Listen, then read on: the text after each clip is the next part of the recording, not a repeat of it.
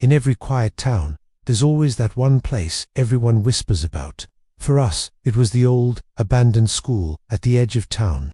They said, if you listened closely at night, you could still hear the ghosts of the past footsteps echoing in the empty halls, lockers slamming shut on their own, and the faint, chilling whispers of teachers and students long gone. One night, my curiosity finally won. I had to see for myself. The moment I stepped inside, the air turned heavy and musty. The only light came from the moon, streaming through shattered windows and casting long, dancing shadows that played tricks on my eyes. I made my way down the main hallway, running my hand along the dusty lockers. On the old chalkboards, you could still see the faded remnants of lessons from decades ago, a ghostly reminder of a time when this place was full of life. Suddenly, a deafening slam echoed from behind me. I spun around, heart pounding in my chest. Nothing.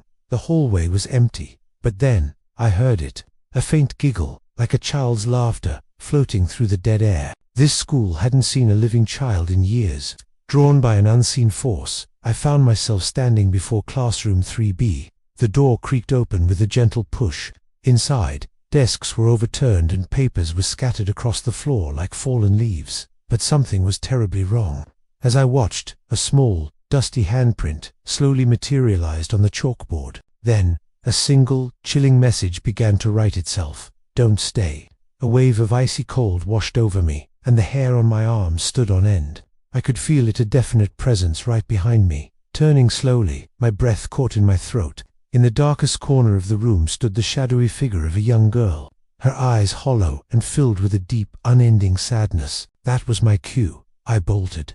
I ran down the hallway as fast as my legs could carry me, a symphony of chaos erupting around me. Doors slammed shut on their own, one after another.